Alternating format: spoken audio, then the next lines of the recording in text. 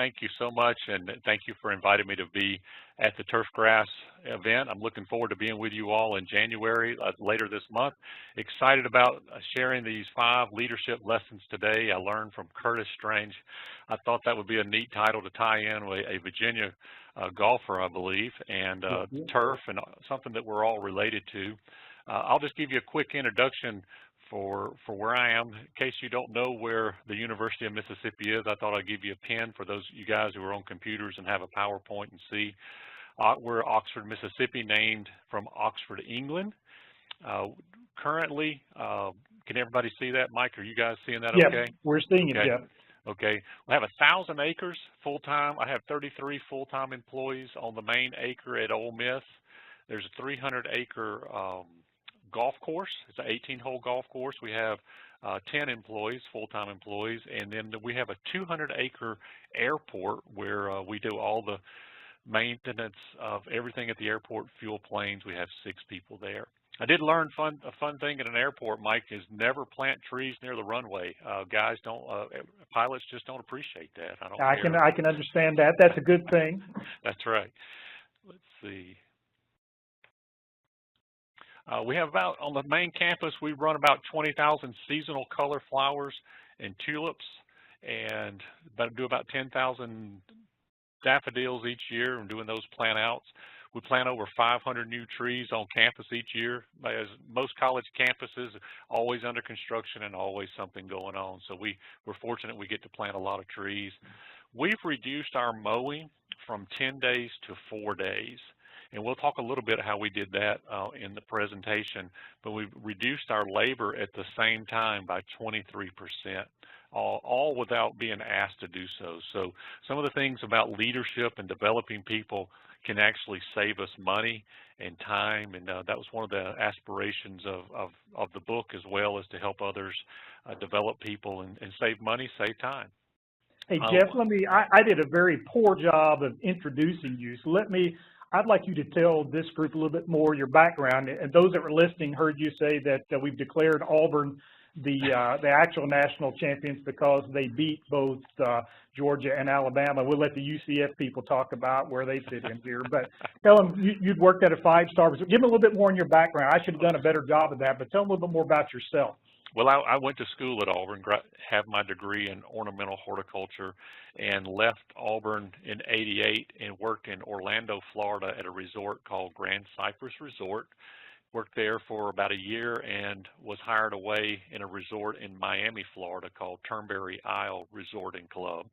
Worked there for about 11 years, met my beautiful wife, and anyway, got a phone call from Chancellor Kayat at Ole Miss, and they were getting ready to start a beautification program at Ole Miss and wanted to know if I would be interested in being a part of that. So that's how I ended up at Ole Miss. But my roots are, I grew up in Douglasville, Georgia, right outside of Atlanta, and the Southeast. I've lived in 4 Southeast states. My wife is from Virginia Beach, so we love to visit Virginia. We're up there quite often, and I love the Virginia area. It's very similar to what it is down here as far as trees and plants and all those type of vegetations. How's that, Mike? Oh, it's great. And Jeff's campus, which is very difficult for a Mississippi State guy to say, but you have to give credit where credit is due.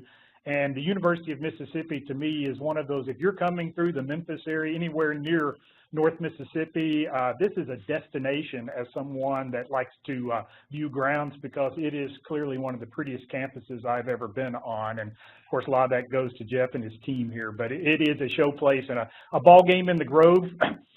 Jeff, and again, I took my dad there one time just to see what was going on. That is something. So I see you got a picture here, but there's nothing like it that I've been to. That's right. The Grove is the center part of campus. That's 10 acres, and you can see there from this picture, that's the crowd of people welcoming the team through. The team walks through on their way to the game, and lots of tents. It's a very festive activity. Mike, as you know, Ole Miss has not always been a winning program, and so the saying used to be, we may not win the game, but we don't lose a party. And so Ole Miss, they take a lot of pride in tailgating. So it's a lot of fun stuff up there.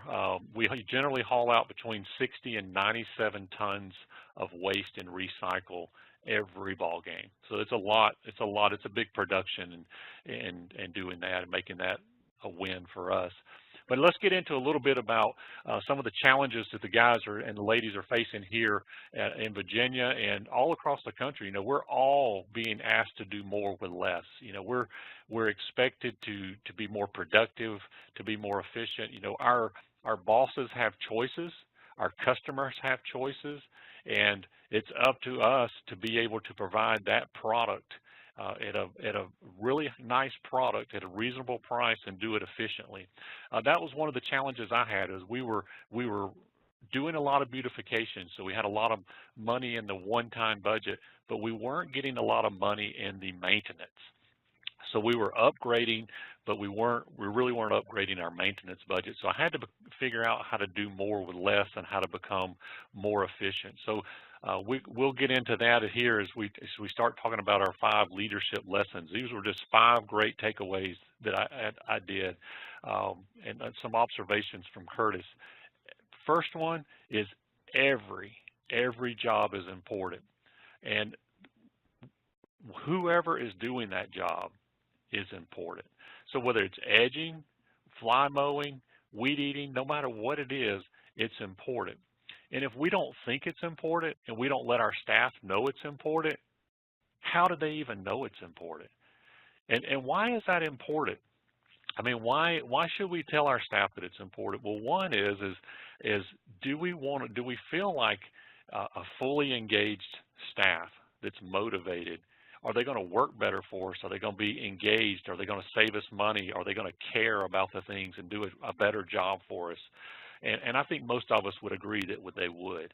And so what I realized is I had to start telling my staff is how important their role is to the university. And if we were on the golf course, I had to let them know how important it was there. Mike, I don't know if you know this or not, but 62% of prospective college students will make a decision whether or not to go to a university in the first few minutes of a college visit based on what, Mike? Appearance. The first impression. Exactly. And so you got to think about that guy making $10 an hour. How important is he to the football coach? He's real important. How important is he to the science department or to the medical world? You know, he's real important because those are the next doctors that they're recruiting, the next people that he's doing that. The second lesson he learned is the harder the project, the prouder we feel. Most people take a lot of pride in something like you see there, that picture of all those tulips. You know, not everybody in our country can do things like we do now. How many of you think that your friends could go out and work in the hot sun like you do, in the cold weather, and work outside and do the things? There's just not a lot of people who are as motivated and can do the things. And so when I found that I really lifted our staff up by saying the harder this is, you know, man, not everybody can plant these tulips the way they pop. Look at people stopping and taking the pictures.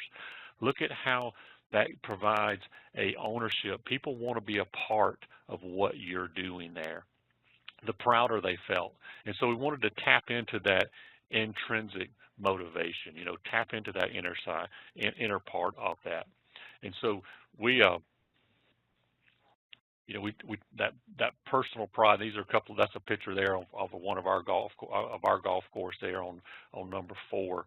Is just getting people to be excited that they bring their families by and show them this is what we're giving them ownership, giving them a say in the matter. One of the things that we started doing with our team is not just dictating everything that we do to them, but to let them have a voice in what they're going to do today. Maybe they want to run a weed eater, or they want to train somebody on how to run a weed eater. We find that as we give our team a little bit more of a say-so, they're having a greater buy-in. This becomes a part of what they are and who they are.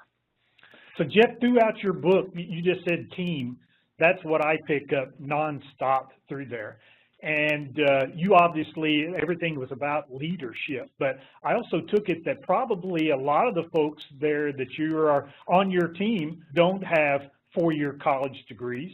And yeah, as I read this and watch how these men and women have grown, they've certainly been getting an education, it appears, by you and the members of your team. That's right. Well, you're exactly right, Mike. One of the things that I had to learn to do was empower people to think like a leader.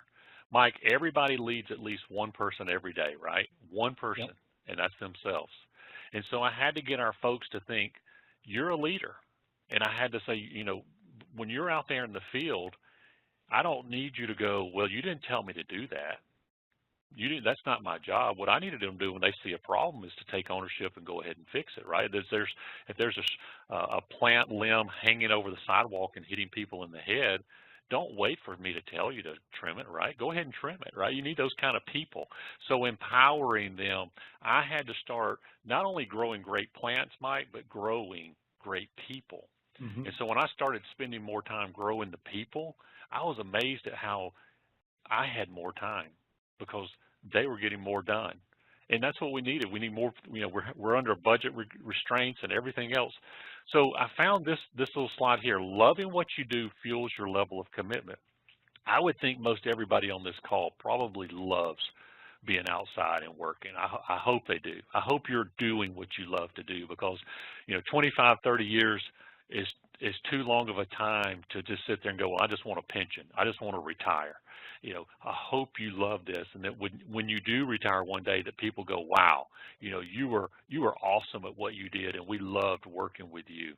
But I always try to recruit and tell people, I got a degree in dirt management, right, in plants and all this stuff. This is what I want to do. Thank you for doing this with me.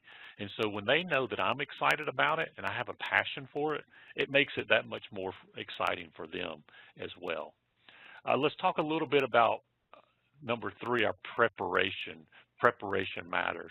Abraham Lincoln said if I had 8 hours to chop down a tree, I'd spend 6 hours sharpening my axe. And so this really has me thinking, how can I help our staff sharpen their axe? First of all, what am I doing? Am I going to the training classes? Am I going to the conferences? Am I learning and keeping up to date with the new chemicals? Am I doing all these technical aspects of my job to be prepared? But then what about my leadership skills? Am I growing those? Am I communicating well with my staff? Am I making sure they're getting their performance reviews so that they know where they are? Am I there for them? Am I approachable? Here's a silly one, Mike. This is one that I learned really early on. Do I shake their hands and acknowledge them as people? Do I smile at them? Those little things. We had a speaker come into our department a few years ago, and during one of his exercises, he had us stand up and just taught us how to shake hands. We all kind of laughed and chuckled and everything, but there was a sense of pride in that afterwards. Guys with their shoulders back, and it's like, we're proud to be here. And we acknowledged, and there's just that simple respect level that came about, that we care about this, and I respect what you do on the workplace. That preparation, being ready. There's also that part, Mike, of as a leader, are you prepared when the clock strikes 6 a.m. or 7 a.m., whenever you start? Are you ready, or are you just going to get your first cup of coffee? Are you just going to the restroom? We want to be in that mindset of prepared. We went from mowing from 10 days to 4 days, and a big part of that was being prepared, having all of our zones ready. We knew where we were going on Mondays. We knew where we were going on Tuesdays. Then we changed our mowing, the way we mowed. We put all the objects in the landscaping in the mulch areas, like trash cans. We moved them out of the turf areas and put them in the pine straw or the hardwood mulch areas, so that our mowers didn't have to interact or go around or back up. Tried to eliminate all 90-degree areas in mowing, so our mowers didn't have to back up. We wanted our mowers just moving forward at a constant rate, where the air pressure in our tires always at the right level, so we weren't scalping or cutting uneven, because we wanted a high level cut. Were we servicing our mowers? Now we have this great preventative maintenance program, and everybody has a clipboard on their mowers. All these are part of the preparation. That's part of leadership. Of if we're prepared, we're going to save a lot of time. We're going to be efficient. We're going to be able to do things more and more. But Mike, I got to share one thing with you that absolutely changed us. and that was this one little school that we created called Landscape University. I don't know about you, Mike, but we were very, very frustrated with our staff and after a couple of years, because one crew would put out pine straw. We use a lot of pine needles here for mulch. They put it out one way, and the other crew put it out another way. And it was like we were just inconsistent. We were seeing inconsistency in pruning, inconsistency in all these areas. And we came to our staff and we said, what can we do to start being more consistent? And so we developed this academy, this school. It's internal. It's just for us here at Ole Miss, called Landscape University. And we teach people how to do this every year now. April 4th and 5th, we teach this. We only take 10 people.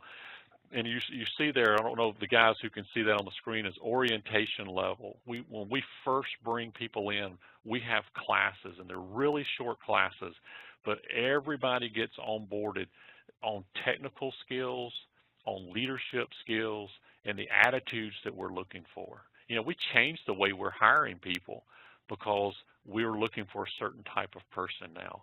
And then level 2, basic training, things everybody in our department needed to know.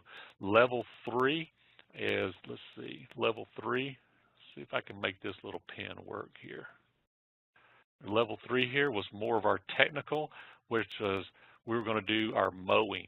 And that's where guys can actually get certified in-house on how to mow. And when they go through this, they have a mentor, and guys are teaching guys, and our new guys are learning from the mentors. And there's a little bit of paperwork they fill out. There's a few classes that they sit through, but a lot of this is just in the field training. They can actually, in our level, get a little raise, a little small raise now if they get through level 300. Level 400 is same thing, just deals more with trees and ground cover and shrubs. And then 500, we do advanced training for leadership development. We're developing our 600, 700, and 800 now. And it's all, you can see there, specialized training, tree specialist, and leadership for future supervisors. This was something that we just came up with that's really helped us grow a weeder mindset. You know, if I'm just here for a job and a paycheck, to I want to be here maybe long term and possibly even work my way up into leadership. But even if I don't work my way to leadership, I want to be a mastery. I want to be the best of the best at what I do here on this campus, right? We want experts. Jeff, there was one of your, as I read the book, and you have to help me with the name, but it was Denise Hill. Yeah, Denise. Did I get that right? Yeah, when you talked about how she progressed. Now, she was probably before Landscape University, is that right? But That's I right. bet she's probably involved, or you would have someone like that involved in Landscape University. Everybody's involved in Landscape University. Mike, you know, I don't teach the classes, and I'm the only one with a degree in my department in horticulture. But you know who teaches the classes is our staff, and they help put the classes together. We get people around the table, and this just takes a few minutes each day, and we say, hey, what does the new person need to know about running an edger? Well, I'm getting all these guys telling me, well, guess whose class this becomes, Mike? It's not Jeff's class, it's their class. Yeah. And so and then they get to teach that. By the ones who enjoy teaching, we let them lead those a little bit more. Some guys just don't have the gift of teaching, they don't want to do it, and that's fine, but they're good mentors out in the field. They'll teach a guy one-on-one. And what we found is you have to break through some of that toughness sometimes. No man wants to think he can't run an edger. You know, first day here, he doesn't want to admit, hey, I can't, you know, I don't know how to do that. So you don't ask him. You just show him anyway. You just show him. And so we've got guys who are doing that. They're showing them, and then they watch them. They're just like a coach. They're watching. And then they set them up on their own, and they just check back with them. So we built this mentoring personality into that, and Denise has been really, really good at that. So number 4, our fourth point as we move through, Mike, is why do we do what we do? If you can answer this question, man, you will be an incredible leader to your team. Is why do we do what we do? Well, you know, most people want to say, well, I want to do it for the paycheck. Well, that's fine. That's noble. I mean, we all need to get paid. But why do you really do this? What is the deeper purpose? What's the deeper passion? Is there one? And if you can do that, you tie into that intrinsic motivation. You do something more than just waving a carrot in front of them. What we have found is that most guys and most people, they want to be they want to be mastery. They want to know that they're the expert in what they do.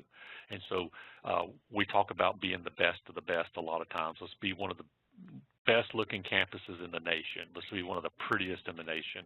And then we talk about another one is, we're here to help recruit the next doctors who are going to cure cancer, because we're recruiting prospective students. Those kids are going to go on and do these great things. So we're tapping into something more purposeful, more meaningful.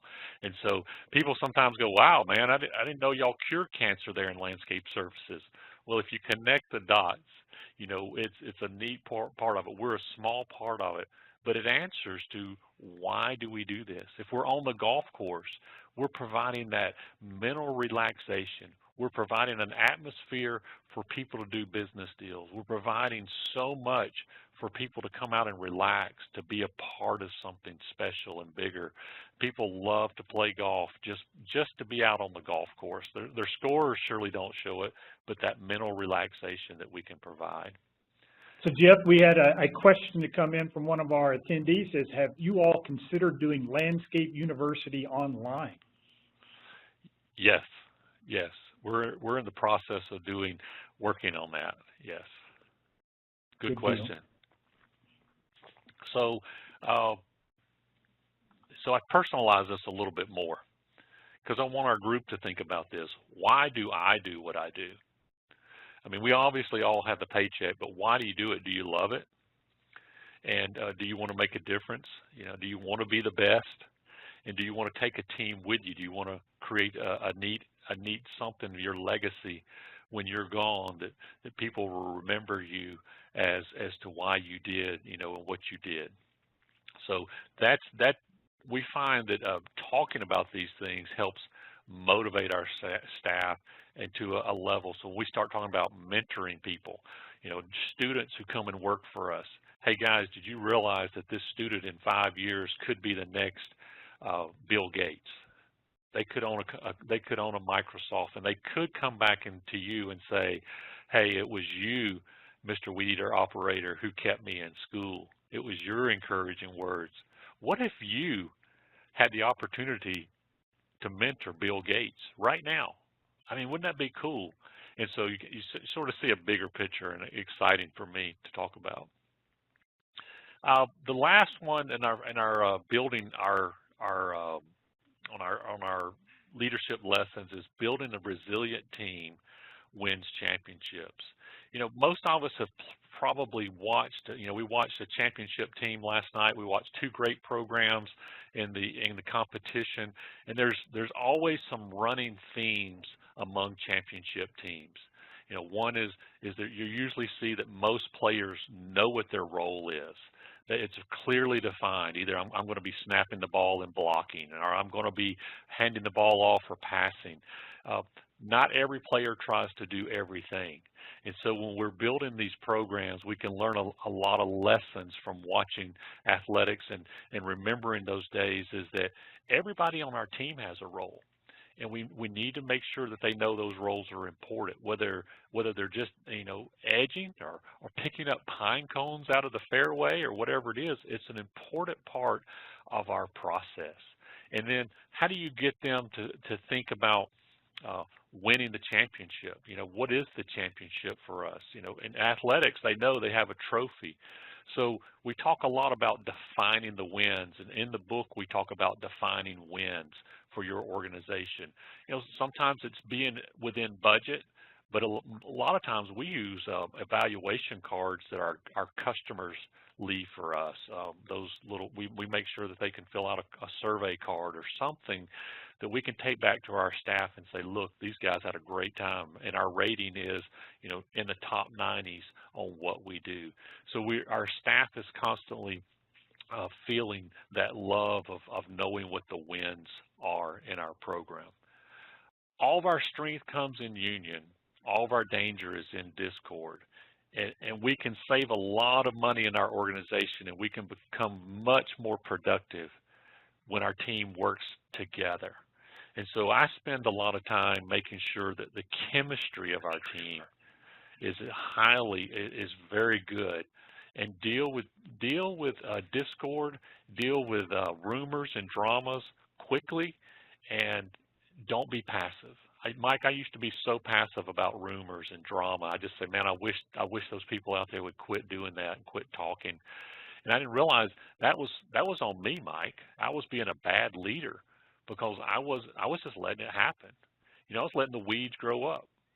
You hope they'll take care of themselves, Jeff. At least that's what I do, so I'm right there with you. And so how do we prevent weeds from growing in turf? It's a real easy lesson is you can spray weeds once they're up, but it's a lot easier to do preventative weed control, right? And so I'm talking to the expert here. So, when do we do weed control? You never stop, right? You're doing it. I mean, you're doing it on a cycle. Every year you're doing preventative weed control. So I started realizing I needed to do something with our staff proactively. I don't need to wait around until there's drama. The Draminator has showed up and caused all kind of rumor issues. I need to quit waiting for them to figure it out. And so we just started doing these cool little things called leader-to-leader classes. And Mike, I started them because I was so frustrated with how it was, these rumors and everything I was describing was killing our productivity. And this allowed us, when we started doing leader-to-leader, this allowed us to do more with less. Our people weren't dealing with drama. They were out in the field working. They were training each other. They were developing.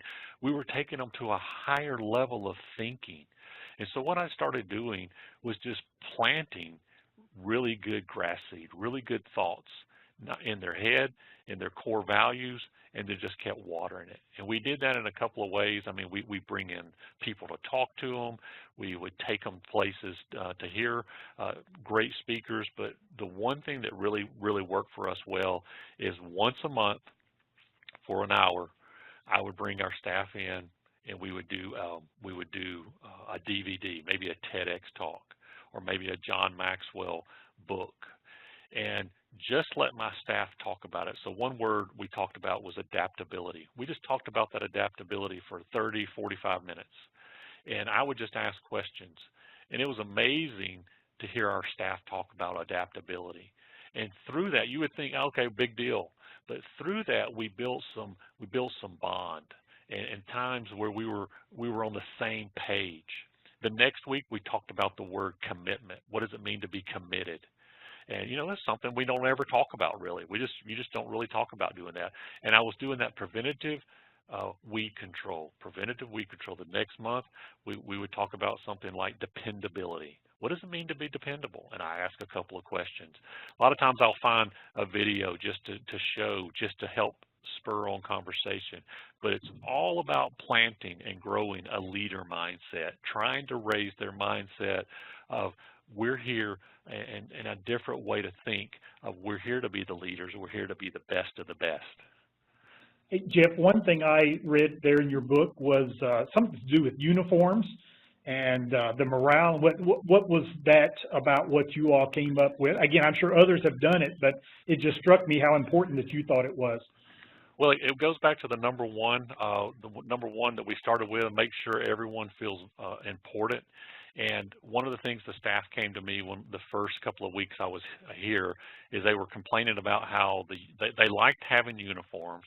They appreciated that, but the uniform company didn't take a lot of pride in how they serviced us. And so a lot of times the uniforms were ripped, they were lost. There was always a huge argument. It ended up being a lot of time lost because we're just having to deal with this company. The company didn't know what customer service meant, and so everybody has a choice. And so what we did is we went to our staff and we said, look, we can keep using this company, and you can have your uniforms that you don't really like a whole lot, and they'll laundry them and they'll do all that, or we could come up with some solutions. And so I had a couple of our supervisors look for some solutions, and they came back with several, but one was, what if we bought Carhartts and we just laundered them ourselves? And so we just kind of put it out there to our team and said, what do y'all think of that? And I mean, it was unanimous. They loved it because it's a top quality clothing. They had nice pants, nice shirts. It became theirs to be responsible for. Now, if one of the employees were to, quit working, they bring those and turn them back in. But they get nice uniforms. And so we showed them how important they were by listening. But then we invested in dollars.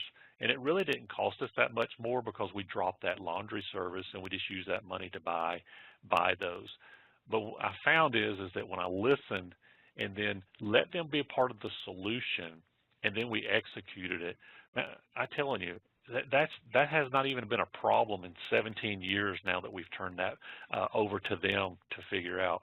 My whole thing, Mike, is to continue to work myself out of a job. I continue to train people to do what I do and empower them. And I'm telling you how much more productive they are and then how much it frees me up to be able to do some of the fun things I get to do now as well. So I want to show you the next slide is this is our grove after game day.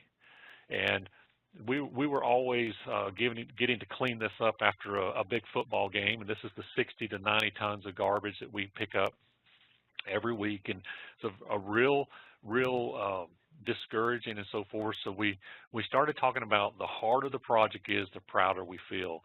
And so we really pumped in the personal pride and what it means to get that cleaned up. It used to take us all day Sunday to do this. And so then we changed it up and started coming in at midnight. And there'll be a story that I'll share at the keynote. I don't want to share that now, but on how we did this. But we let our staff figure out the solution, how to turn this into a win. It ended up being that we cleaned this up at midnight, so when people come in on Sunday mornings, they don't see the garbage. It's just totally clean. But you can imagine 10 acres with 90 tons of garbage strode around. It's pretty nasty, and that's some good melons right there, and some ribs and wheat straw all mixed together. It's good stuff. So we turned that into a win, so much so that the New York Times carried and talked a little bit about how we were able to turn that into a win. But it was done through team. They became proud of it. Now it's become a shining point for them. As a leader, we never want to underestimate the value as a leader. Some of us, we're running golf courses or we're running landscaping, our own companies, and we just, we're just trying to get through the task. Every day I'm trying to get my list done, and we don't always appreciate or realize the value we have over the people that work with us. And so as a leader, I had to own that. I had to own that, and I had about 50 people who work in our area. I had to realize if I don't encourage them, who is? If I don't make them feel important, who will? And it was a lot of these things I had to go back and just simple things that we learn as a youth and apply those to our day-to-day workplace. So I want to encourage our leaders here is don't underestimate the value of what you are, because people will appreciate and admire what you say and appreciate what you do just because of your position. Mike, you got any questions from the group or any thoughts from our group? We had a comment that said those people are slobs in the grove. They need to take some personal responsibility. That's right. That's right. So I have one for you, Jeff, and I was taking some notes as I read the book, and I jotted down a few things. But, one thing that I gathered from the book is you're on a budget. You've already mentioned that, but it does appear that you've got leadership there that allows you to, quote unquote, spend a little, because Landscape University is taking some time. I was intrigued with your points in the book about taking some of your crew on the road and actually visiting all the universities, or most universities in the SEC, but throughout the state of Mississippi, and again, letting them observe, take notes, et cetera. Tell me a little bit more about that. Well, that came about with Chancellor Kayat, who helped recruit me here. He said that he's one of the first things when I was here, he goes, I want you to take your staff to some college campuses. At that time, he said Vanderbilt was one of the leading campuses. I don't know if that's true. I haven't been there in a long time, but he said, I want them to see something more. He said, a lot of your people, you'll be surprised, have never been out of the state. And then he stopped and kind of looked at me, and he says, you'll be amazed at how many have never been out of this area, this county. And he was right. And there were many folks on our team who had never been out of the state. This was all they knew. And so they didn't know what the different standards were. They didn't know what awesome looked like. They didn't know what bad looked like. So we had to figure that out. So one of the colleges we went to early on, I took, I think, about 5 people with me. It was a major SEC school. And the first thing when we drove up, we noticed all the grass cuttings in the very, very front of the main administrative building. I'm going to leave the college name anonymous because of the story. But we talked to the landscape leader there, and he said, "Yeah, man, it's been raining, it's been terrible. You know, all this. You know, we're just now getting caught up on the mowing." And we all understood that. I mean, we understood it. We understood that you can get behind. But when we first drove up, what was our first impression? And so when we got back in the van, I asked them, I said, well, I asked my staff, I said, what did y'all think? It was just us and nobody else in the van. And they go, man, that grass looked terrible. You know, and some of our staff that went on that still to this day, 17 years later, still remember that first impression. And I don't have to say a word about our first impression, right? Because they got it. They understood what first impressions meant. And so it cost a little money. It was not convenient, but I was investing in our staff because I felt like in the long run we would benefit from it. And, you know, I'm trying to build leaders. I'm trying to build leaders. I just found that if I work on building leaders, my job is so much easier. I guess maybe I'm a little selfish there, Mike. I want to have a better job, but I want to have people be fulfilled in what they do. I really want them to be excited and be excited about this industry and how we do things. I think our industry needs to be lifted up. We need to think better about ourselves. We need to get better pay rates, better jobs, better training, and what better way for it to start here in the grassroots with us training our own staff, getting them certified in-house in our own departments, in our own places. I'm telling you, certification matters to the people we work with. I don't know, people appreciate that credibility and knowing that. So, Jeff, we did have a question here. Jimmy Rogers has got a nice one. He said, could you please provide any other examples that you've used in turning tough projects into wins? And I'd love to really hear how you define winning. Yeah, well, to me, Jimmy, that's a good question. The tough projects are people. I mean, people are the hardest projects to work with because, we're all fickle, different personalities and whatever. So the biggest challenges we have sometimes is working with folks. So I want to share one with you. When we were having a lot of drama years ago, and I wasn't being the leader I needed to be, I had to take responsibility and realize I needed to change. So I worked on Jeff. I worked on changing me and becoming a better leader. But through this, I even started looking for creative ways that I could encourage our staff. And this is going to sound really out there, so stay with me. I know this is going to be crazy, but I took people to campuses, other campuses. Even we'll go to Mississippi State because it's only 2 hours away. So we'll take guys who don't like to be away very long. On a bad rainy day, we can't do a lot here, or a cold day, we'll run down to Mississippi State and visit their campus. But a crazy thing that I did, I just had this idea, is how can I show them free ways, free, F-R-E-E, so they can help grow themselves. We all went to school, but then most of us quit reading, but I said, why not take them to the library? And I showed them how to check out books, but more importantly, audio books, because most guys don't like reading, but they're in their truck, they'll pop in a CD and listen to it. So I'm talking to this guy, and I'll just call his name Paul. And Paul works for me. And Paul used to be one of these guys who just it was never his fault No matter what he did, how bad he messed it up, it wasn't his fault. It was always somebody else's fault. And we've all worked with a Paul before. And so this incident came up with Paul was involved in, and he was brought in, and the supervisors are talking to him. I'm not involved in it. They told me about this, and they said, "Okay, Paul, tell us about what happened and blah blah blah." And he said, for the first time ever, Paul said, "It's my fault. I take full ownership in it." Now, that was a huge miracle in itself, the fact that he owned it, and that was a complete 180 switch for him. I mean, he never took ownership, and so that was a huge thing. And then he started taking real ownership in mentoring our staff and developing them. He always wanted to be a leader, but he keeps kind of, sometimes his personality's just been tough to do that. He's wanted to work up. So he's found his niche in mentoring other people because we've given him that responsibility.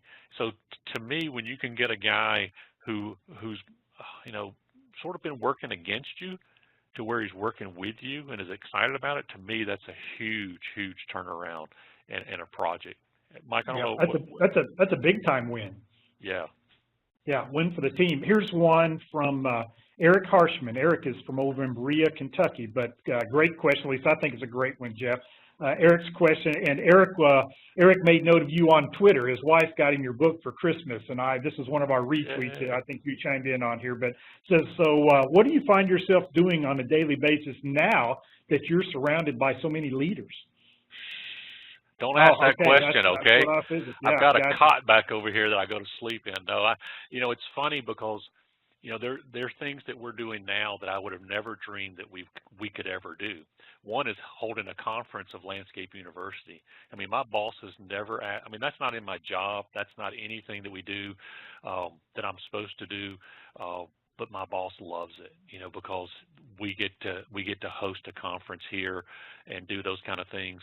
I'm doing a lot of speaking now, which I get to go out and talk and share the great lessons, but also, some bosses like that. They like that aspect. Mike will tell you that, it's kind of an honor to have a guy from Virginia Tech speaking at a conference in California or wherever, and some universities like that. So that's been a lot of fun. I've been blessed in that way. But we work a lot on marketing. I work a lot on marketing with our golf course. I don't know anything about golf course marketing, but I've learned a lot. So this time has freed me up. So we read the book Guerrilla Marketing. Airport, didn't know a lot about an airport, but been able to jump in and do some other things over there as well. But I find that if we don't market our services, even if we're an in-house group and we don't have a customer, so to speak, we lose credibility. And so I've tried to be proactive in marketing to my boss and marketing to our staff and people here at Ole Miss. We're looking at now starting a newsletter here on campus, a gardening newsletter, because people are always asking questions, and I'm hoping that eventually will go viral. But I'll have my staff, contribute to that. I don't want to add a bunch of work to them, so we're going to try to see how we can make it simple. But we're always trying to be creative and doing something new and adding value to our university without costing any money. Jeff, in reading the book, it seemed that you had a Chancellor Kayak back in the day, because you made the point of calling him a weeder in there because he set an example. Because if I recall in the book you talk about, he would actually see something in a landscape bed and he would pluck it out. Was that actually happened? Yeah, he was great for walking the campus early mornings, Mike. You may have heard the stories. He would walk the campus every morning early, 6 a.m. And one morning I came up on him, and he was pulling a weed out, and I said, Chancellor Kayat, what are you doing there, pulling that weed? And he goes, I'm weeding by example, Yeah. Weeding by example. And so it's amazing the example he set, and I'll share more of this in the keynote of the example he set that affected my department without him saying a word. Mike, he was one of those leaders who wasn't afraid to get his hands dirty. And from time to time, you would see him in a suit and tie. I saw this happen. He didn't even know I was there. He pulled over in his brand new, Chancellor car, pulled over on the side of the road, up on the sidewalk, picked up a exploded Wendy's bag with all the ketchup and wrappers and everything, and picked it up in his suit and tie, went around the back of his car, opened up the hatch of his Jeep, threw it all in there, closed it, and left. And I'm sitting there, this is the chancellor. This guy, this isn't in his job description to pick up paper. He could have just simply called our department on the phone, but he was leading by example. And that, without even saying a word to our staff, it showed them, how important their role is, how important he took the ownership of the campus and all that. And it made them, one of the things he would do is he would come up to us and he would shake our hands. I mean, he would say hello to the guys, shake their hands, but it made them feel like they were a part of the team. And so he was just notorious for doing that. I remember one day watching a group of custodials walking from building to building, and they saw him about 100 yards away, and they smiles on their faces, and they just started waving to him and calling out his name like a rock star. And, that's not normal, and he waved back to them, but they just felt he was approachable, that they were part of something bigger. That, as leaders, we don't always gravitate or see the importance of that. And people aren't going to walk up to us and go, wow, I appreciate you shaking my hand, or wow, I appreciate you waving to me. But it's those little things, as we're planting those little seeds, they grow up, and we really get a good harvest from those. It's mutual respect, Jeff, and he certainly did share it by that story. Got another question here from Ryan Jones. At the end of the year, our employees work a lot of weekends in order to complete our work before the year ends. Motivation is a bonus that we get on our last paycheck of the year. How do you keep your employees motivated when they have a tough task or are putting in those extra hours? It's funny. We ask our staff what's their favorite motivation. I mean, we get the answers directly. We go straight to our team. What do you guys like? The top answer by far is food. Food. They love to be fed. So we've been fortunate on our football games weekends that our administration lets us go to the local store here, and I'll fill up a shopping cart unashamedly, a couple of grocery carts full of food, and bring it back to the guys so that they have plenty on the weekends and maybe a few extra days. But that's something they look forward to, because you got that garbage. You don't look forward to that cleanup, but you do look forward to that break time when there's maybe a hot biscuit in there, or just something in there to reward you. But that, and at the end of the day, and you've heard me say this, but at the end of the day, not every day, but I will try to go back and at least fist bump, shake hands, and just tell them, thank you, talk, interact. That means a lot, I think, to people. I know I like it when my boss does that for me and tells me thank you. That means a lot, being appreciated. Ryan's comment to that answer, Jeff, was free food always makes me happy, and I think there'd be a lot of people that would agree with that. Yeah, that's right. Good, that's good. Mike, let me talk about this while we're waiting on a few questions. There was three things that really focused on that helped me when I got clarity on this. Started focusing on people, processes, and the product that we were creating. The people, the processes, and the product. When I got the clarity on that, it seemed like things just really got better for us. So for the people, what I really started doing was investing in them by simply taking that 1 hour a month, or taking them on field trips. It's not something I do all the time, but it's consistent. Then the processes. People get so frustrated and demotivated when they don't feel like anybody cares about the process. So if you just plant a new flower bed, or you just got new turf, and another group comes over and runs over it and ruts it all up, people get really frustrated. As a leader, I need to work on that process and make that so that I'm working with other departments or other contractors and keeping that frustration level. Just like the example you gave with the uniforms. Our staff was helpless in that, but I could do something as the leader in that. So working on the process. Landscape University took us to a whole new level of processes, because I used to be frustrated in our consistencies. Now they're holding each other accountable because they all know the standards because they've all go through Landscape University. And then you take care of those two, the product will generally take care of itself because the product is our turf, is our campuses, our grounds.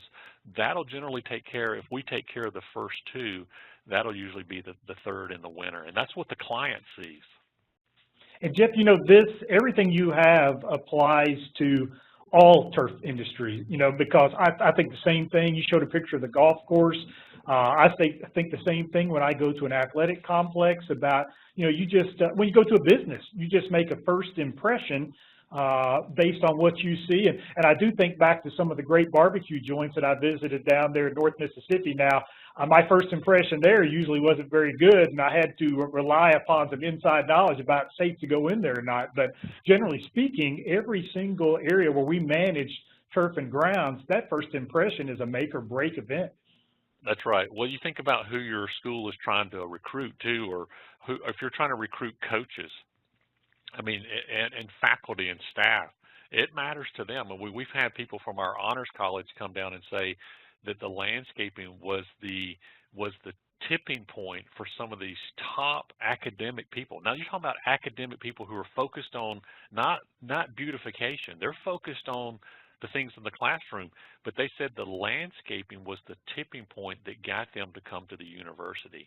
So yeah, first impressions matter. How you look, how you interact with people, and our grounds. That's why I think we have that's why I love this industry, because what we do is so visible. And so what we do, people see it. And at the end of the day, we can turn around and look and say, we did that. We know that you know, we can see what we've done, as opposed to some poor guy who's working in an office. He may never be able to see the results because it's all on paper. So it's a blessing to be in this industry. Love what we do, and we get to do every day. So Jeff, you've got there some of our questions have been, can you please give me the name of the book again? So we've got that slide up there. Tell them where they can get Growing Weeders into Leaders. You can get it at your favorite bookstore. You can get it online. It's on Amazon and all your major outlets. Usually a bookstore, you'll have to order it for you, but Growing Weeders into Leaders. And it's a short read. That's what I like about it. It's about 125 pages and quick read. I think they say it's close to a 2-hour read. So it's like an airplane flight or something. No, that's I took it for my flight to Michigan State this past week to speak, and it was about a 2-hour read. And again, I'm taking notes because what I love is the quotes throughout that you featured from some of our best motivational people and leaders across the country, and you covered just about every possible dynamic of different people to quote. So what you just said, quotes, and you love quotes. I bet most of our team that's on here today loves quotes. Here's an idea for you. Go as we close out. Take quotes and put them around where your team is. So every month I have Jimmy, who works in our office. Jimmy changes out all of our quotes. We have them all laminated. We've probably got over 1,000 quotes. And they're all inspiring quotes of thinking, trying to get our staff to think in a higher way. And so that book has just a tip of what we use here at the workplace. But again, getting our folks to think differently and inspiring them. So it inspires me too. You know, funny fact, if you have a great quote, I may write it down and put it down, and it may end up over our urinal in our restroom, because that's where our top quotes go, because you got a captivated audience there. Absolutely. One last question, Jeff, and then we'll close it out here. But this is if you've got any advice, and says we deal with 30 student workers, most of them coming in with zero experience. Have you found ways to teach them the process, knowing that everyone learns at a different pace of speed? Trying to get them all together is a struggle because we've got to work around class schedules, et cetera. I just feel like we can never get these students all properly trained. That is a tough one, especially for folks working with interns and things around campuses. And that's a little different. Any ideas there? Yes. Stop thinking of yourself as the person that's got to get it all done, and think of yourself as a teacher and a coach. If you'll change your mindset, that's what you're going to be doing, because you've got transition. I mean, that's the way it is at our golf course and our pro shop, is we do the whole thing with students. So we're creating our golf course pro shop university so that we have the standards so the students can go through this on their own in a module, and they can learn the standards, and then they'll be with someone as well. They'll be with another student to teach them as well and shadow them. But think of yourself always as a coach. You're a teacher, and leaders, you know, are the ones who teach others, and so you'll continually be teaching. If you're working with students, that's what you'll be doing from now on. Is you'll be a mentor and a teacher to those folks.